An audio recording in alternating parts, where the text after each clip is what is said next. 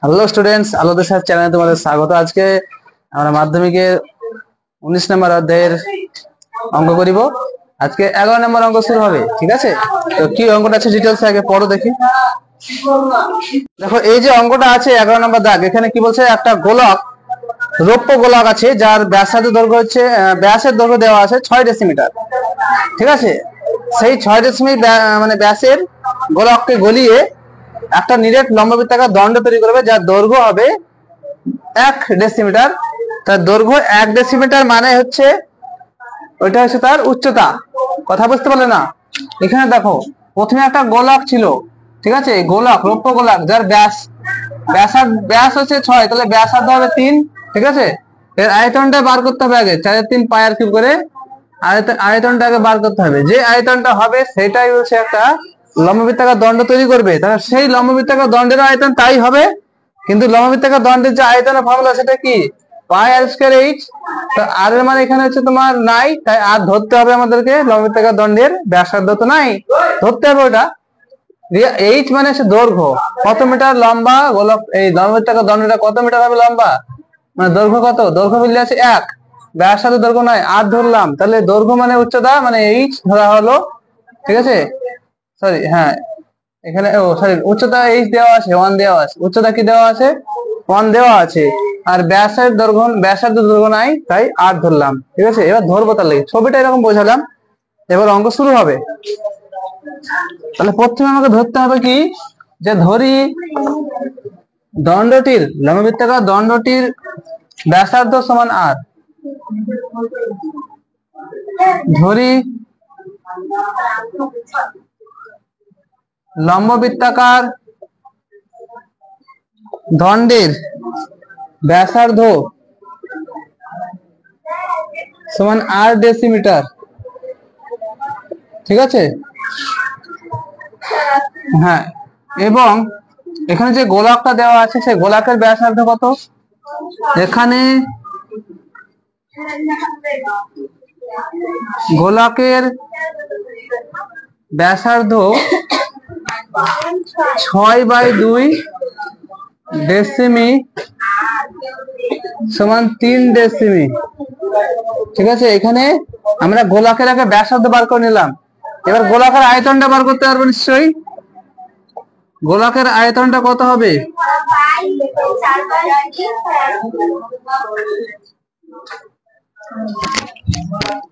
গোলাকার আয়তন সমান হচ্ছে 4/3 πr³ মানে 3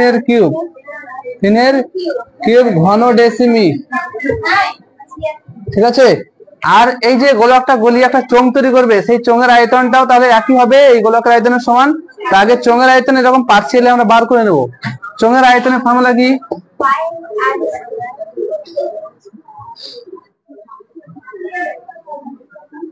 চোঙটির আয়তন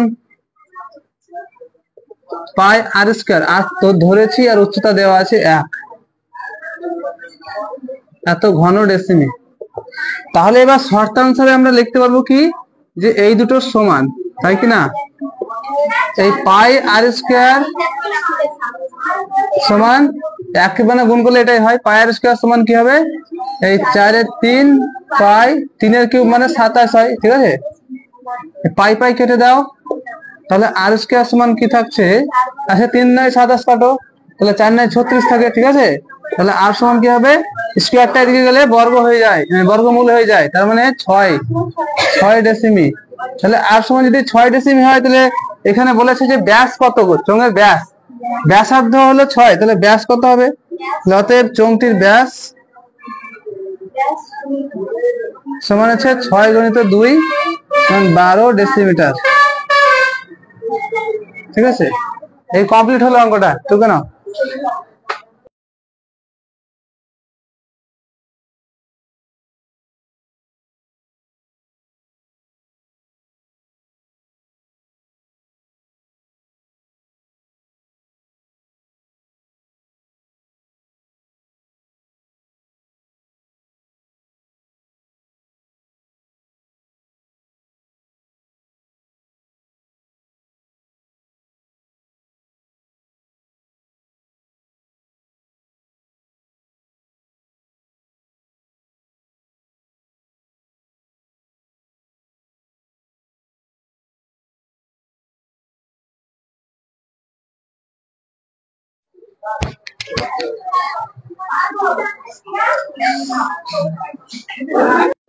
তাহলে এবার এই যে লম্ববৃত্তাকার দণ্ডটা আছে, যে ডেসিমি ব্যাসার্ধ দিয়েছে, এই আয়তন বের করতে হবে। দিয়ে আয়তন বের করার ফর্মুলা হচ্ছে পাই আর স্কয়ার এইচ।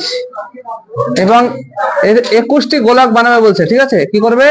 21টি ছোট ছোট গোলক বানাবে। সেই গোলকের আয়তন তাহলে ওই 21টি গোলকের আয়তন যা হবে এর আয়তন তাই হবে, কারণ এটা গলাবে আগে। ধরো এটা গলিয়ে, ধরো এরকম একটা পাত্রে রাখা হয়েছে, ধরো গলিয়ে এতগুলো জিনিস, গলানো জিনিস আছে, এবং এখান থেকে তুলে তুলে ছোট ছোট গোলক বানানো হচ্ছে। কখনো এভাবে 21 খানা বানানো হচ্ছে, ঠিক আছে?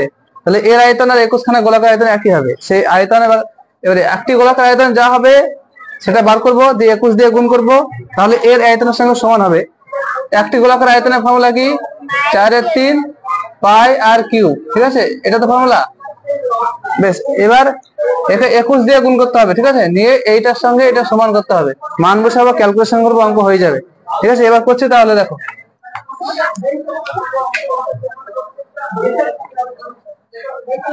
ছবি দুটো সাইডে এঁকে রাখবে শুধু, আর কিছু করতে হবে না, এরকম। আর এই গোলকের ব্যাসার্ধ তোকে দিয়েছে, দেখো কত দিয়েছে বলো? 8 সেমি। এবার এইখানে আছে একটা ব্যাড, মানে এটা সেমিতে আছে আর এটা ডেসিমিতে ছিল, তাই কি না? সেমি থেকে ডেসিমি থেকে সেমি করতে হবে একেও, ঠিক আছে? তাহলে ডেসিমি থেকে সেন্টিমিটার যেতে গেলে ডেসিমিটার থেকে সেন্টিমিটার এক ঘর পিছিয়ে যেতে হবে, মানে 10 দিয়ে গুণ, তাই 32 হয়ে যাবে, ঠিক আছে? 32 সেমি। আর একবার তদন্ত করে নাও যে এটা ব্যাসার্ধ না ব্যাস,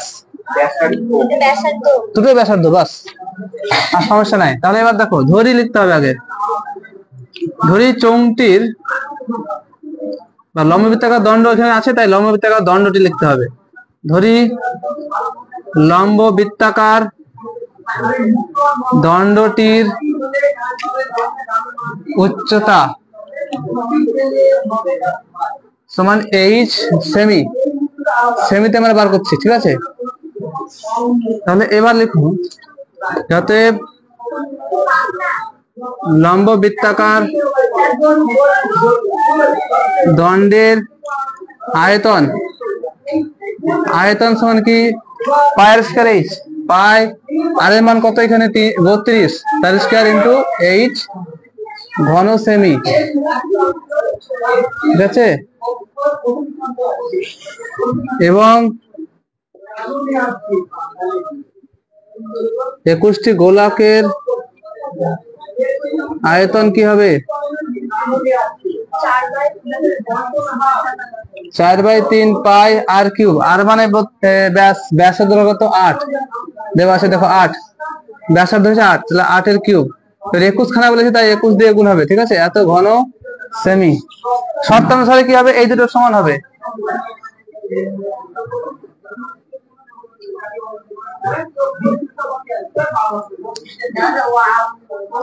পাই এবার 32 দুবার লিখতে হবে, কারণ স্কয়ার থাকলে দুবার লিখতে হয়।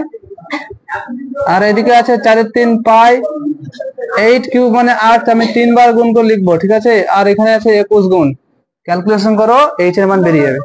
হিসাব করো, দেখো কি হচ্ছে। পাই পাই কেটে যাবে, আগে উড়ে যাবে, বুঝতে পারলে? দেখো 3 7 তে 21 কেটে দাও। দেখো 4 8 32 কাটো এদিকে, আবার একখানা 4 8 32 কাটো, আর দেখো 4 দুগুণে 8 করে দাও, ওকে, ঠিক আছে? এই দেখো 2 দুগুণে 2 থাক, আমি এই 4টা কেটে দিলাম, ঠিক আছে? তাহলে এইচ সমান কি থাকছে পড়ে? এদিকে তো কিচ্ছু নাই পড়ে, শুধু এইচ পড়ে আছে। এইচ সমান ওটা যা গুণ করে থাকবে সেটা উত্তর। গুণ করে কি আসছে ওখানে? 7 দুগুণে 14, তাহলে 14 সেমি উচ্চতা ছিল, ঠিক আছে? এটা অ্যান্সার হয়ে গেল, বুঝতে পেরেছো তো? দেখো এই অঙ্কটা কয়ের দাগ? 13 দাগ, ঠিক আছে? প্রথমে দেখো চৌবাচ্চা, এটা আয়তঘনক চৌবাচ্চা না লম্ববৃত্তাকার চৌবাচ্চা? চৌবাচ্চাটা কি আকৃতির হতে পারে? দৈর্ঘ্য দেওয়া আছে 21 ডেসিমি আর প্রস্থ হচ্ছে 11 ডেসিমি। বেশ, এটা হচ্ছে আয়তঘনক আকৃতির মানে চৌবাচ্চা। আয়তঘনক আকৃতির চৌবাচ্চা মানে এরকম ধরে চৌবাচ্চা, 4 কোণা চৌবাচ্চা। ছবিটা হচ্ছে না, চৌবাচ্চা হচ্ছে এরকম আয়তঘনক আকৃতি, বুঝতে পারছো কিনা? এই আয়তঘনক আকৃতির চৌবাচ্চা, ঠিক আছে? যার দৈর্ঘ্য কত? 21 ডেসিমিটার। প্রস্থ কত? 11 ডেসিমিটার। আর একটা দরকার উচ্চতা, ঠিক আছে? হ্যাঁ, কিন্তু আমাদের এই যে 6 ডেসিমিটার গভীর বলেছে, এই নিয়ে কোনো কাজ হবে না। আমাদের যে আয়তনটা হবে তার ফর্মুলা কি? চৌবাচ্চার আয়তনের ফর্মুলা দৈর্ঘ্য গণিত প্রস্থ গণিত উচ্চতা। এবার উচ্চতাটা এখানে আমি কিন্তু যত সেমি উপরে উঠবে জল সেই টাকা আমি লিখবো, তাই এই ধরবো আমি, ঠিক আছে? তোমরা এখন হয়তো বুঝতে পারবে না যে কি করছি, কিন্তু যখন অঙ্কটা আমি পুরোপুরি তোমাদেরকে বোঝানো হবে তখন বুঝতে পারবা। 100টি লোহার গোলক এর মধ্যে মানে ডুবাবে 100টি লোহার গোলক, তাই তো? লোহার গোলকের ব্যাসার্ধ কত? এখানে 100 হচ্ছে না 21 সেমি ব্যাস। তাহলে ব্যাসার্ধ হবে কত? 21 এর অর্ধেক 10.5। এটা হলো গোলকের ব্যাসার্ধ।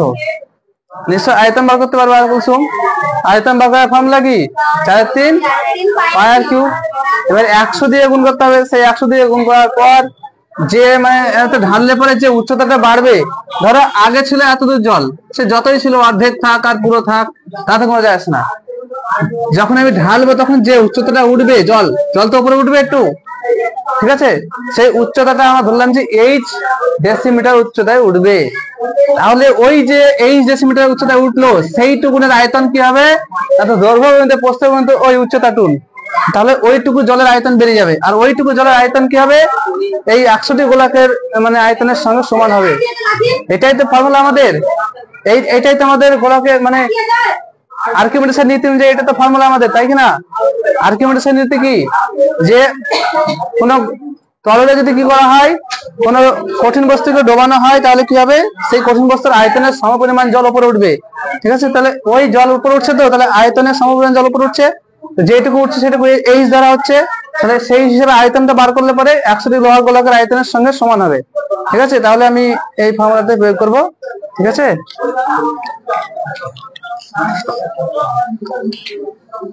তাহলে প্রথমে কি লিখবো? আমি লিখবো ধরি 100টি লোহার গোলক চৌবাচ্চায় ডোবানো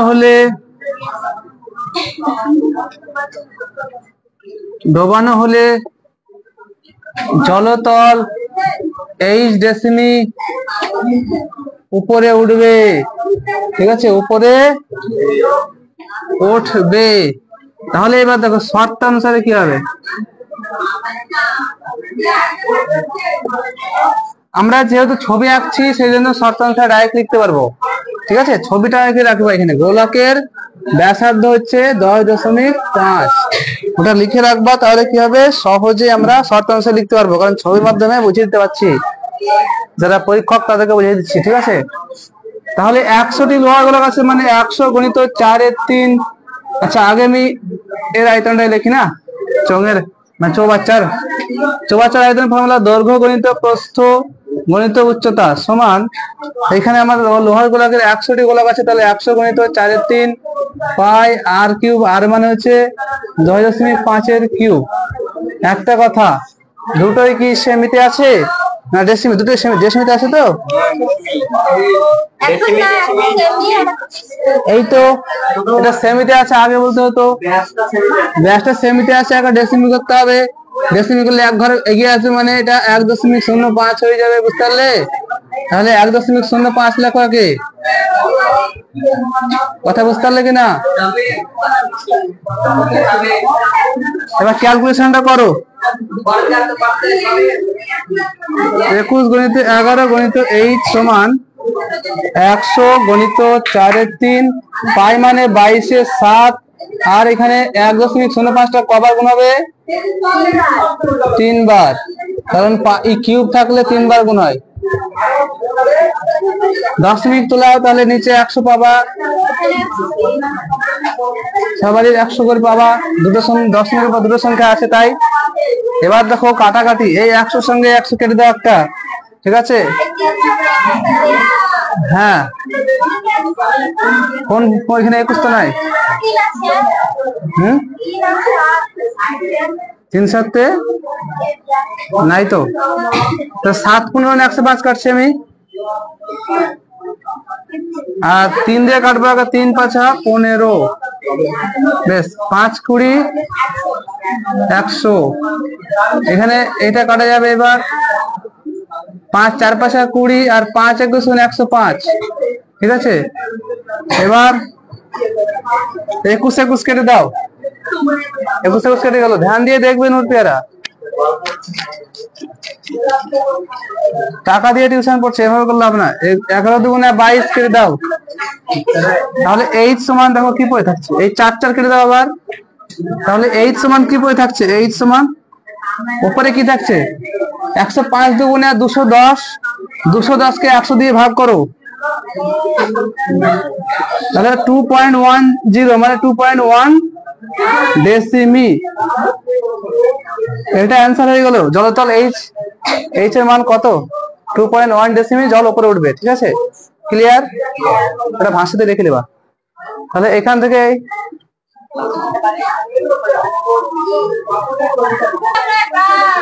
14 দেখে যে অঙ্কটা আছে কি করতে হবে, সমান ব্যাস সমান উচ্চতা বিশিষ্ট তিনটে কি জিনিস আছে, একটা গোলক, একটা শঙ্কু আর একটা চোঙ, ঠিক আছে।